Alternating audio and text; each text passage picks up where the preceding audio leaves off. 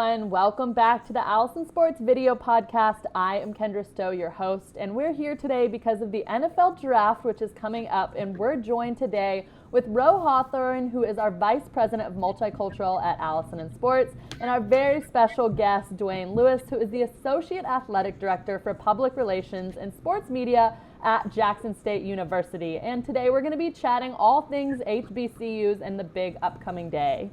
So Duane and Ro, first of all, thanks so much for joining us. We're obviously happy to have both of you guys to chat HBCUs and the NFL draft. But the word on the street is that you guys both have a passion for HBCUs, obviously having both graduated from them, and Duane, you working currently at an HBCU. So, you know, a lot of people obviously don't even know what HBCUs are. So with Duane, that being said, I think it would be really helpful if you just give us a bit of background info on how HBCUs even came about, and, you know, especially as it relates to sports and where we are today. Well, thanks for having me. It's a great honor to be on with you. The advent and the origin of historically black colleges and universities really was born out of segregation, and when education was not privy and not available to African Americans, to black people in this country. And so many of the HBCU started, many schools started by former slaves who understood the importance of education, the value of what that could mean for generations to come. And we've seen that growth over the last 150 years or so, where HBCUs have become more relevant, but that really was the foundation for how these institutions started, and that translated into the athletic realm, where many schools, particularly more so in the South than the North, did not have integrated athletic teams. And so over the last 50 to 60 years, more so in the South, we're seeing more predominantly white institutions, commonly referred to as PWIs, integrate more within their athletic teams. And so we're seeing more black athletes across the country at institutions beyond just HBCUs. Yeah, I saw that as late as 1970, Alabama had 0 black players on their team. And, you know, now we're seeing players with offers from PWIs, they're switching over to HBCUs, and they're committing to those universities because of, you know, what they believe in. And you know, where we are today, like you said, just really making sure to integrate now more importantly than ever. Correct. And one of the stories in regards to that, Bear Bryant, who was the coach of Alabama at the time, brought the University of Southern California to play in the state of Alabama to see the impact of black players and what they could do on the athletic field. And that really opened the eyes of a lot of people in Alabama and in the South, which led to this opening of black players playing at HBCU. So as important, fortunately, unfortunately, we're still talking about this topic some 50 years later, but we need allies to further the conversation and platforms like this. Yeah, and talking about allies, Ro, we've discussed, you know, Deion Sanders and the Deion Sanders Effect. So give us a little bit of insight into that. Well, I think Deion has brought a tremendous change and elevation to HBCUs overall, and it's deserved attention that should have been had a long time ago. But he's just really breaking through all the chatter and all the helping people understand the foundation of HBCUs. As a HBCU graduate myself, I can tell you that it's a wonderful place to be, but also attend. And so working with Deion and also working with AFLAC, we're able to see us get global attention for all the efforts that he's doing across the world of sports and education. Which is super important. And Duane, speaking of that, you know, brands buying in, I saw that Deion Sanders, just, you know, the Deion Sanders Effect, he's generated $185 million in advertising and exposure for JSU. So do you have any like insight or background on that?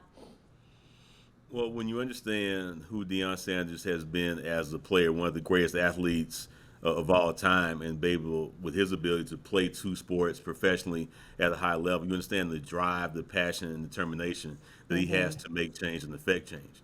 And certainly his brand, as he is as an individual, merging with Jackson State University, a prominent HBCU brand, the two became one, and magic really happened in the bottom.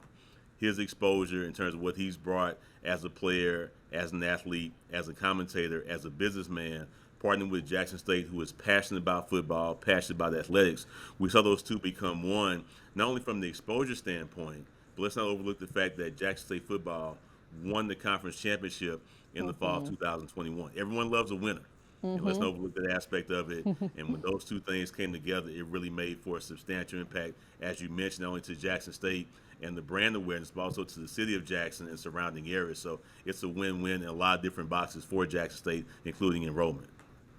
Yeah, and I think, he's just, like you said, changing truly the face of HBCUs and where we are today. And, that exposure, especially on ESPN, that exposure leading up to the draft especially, which, kind of brings us here today.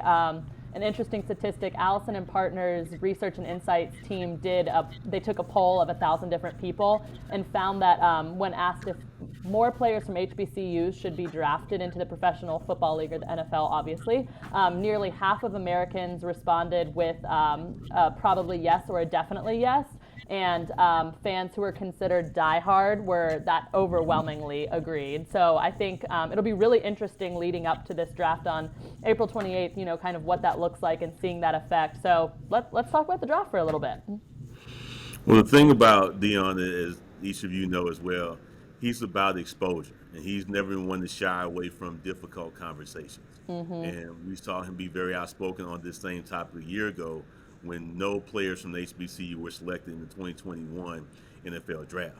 So those listen to this podcast and will see programming come out to that end later on this month, with his passion for creating exposure and opportunities for HBCU student athletes. And even with the pro day that Jackson State held in mid-March of 2022, it was not only for Jackson State, but other schools within the state of Mississippi, Alcorn State, Mississippi Valley, conference members, if you will. Even we compete on the field, we brought everyone together, including Mississippi College, to have the universities come together to create the exposure, which ended up being in front of 22 NFL teams, which was an outstanding day in one respect, that all these student athletes got the exposure. But on the flip side, and Deion actually called out the 10 NFL teams that did not come to our media day as well. So he's going to affect change in his way.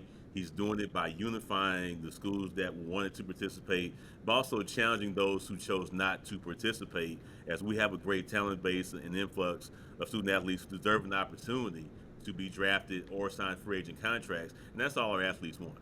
Yep. The opportunity to compete for the sport that they love. Speaking of the draft and speaking of, these players, Duane, do you have any insight on, or, what are your predictions? Who's our players from the HBCUs that we should be looking at this year come April 28th? A lot of draft picks and prospects to keep your eye on. James Houston out of Jackson State had a phenomenal pro day here. Marquise Bell, one of the top safeties in the country from Florida A&M, had an outstanding season. He rose on a lot of draft boards as well from their pro day down in Tallahassee a few weeks ago. Keith Macklin, the tight end from North Carolina Central, is another guy to keep your eye on. Jacoby Durant from South Carolina State. Those four guys are among a really core of outstanding players who should get an opportunity to hear their names called on draft day. Well, thank you guys so much. This has been obviously very eye-opening and insightful conversation. I saw a statistic that said nearly 10% of players in the Pro Football Hall of Fame came from HBCUs. So with all this insight, we'll be very interested to see how these players' careers, play out, and obviously what's to come. Allison+Sports is grounded in an earn-first media relations approach that leverages deep relationships and works collaboratively with brands' existing marketing operations to drive communications value from existing and planned sports sponsorships, athlete and celebrity endorsements, and other marketing relationships. Our regular podcasts cover the world of sports through the lens of marketing and brand engagement. Thanks for watching.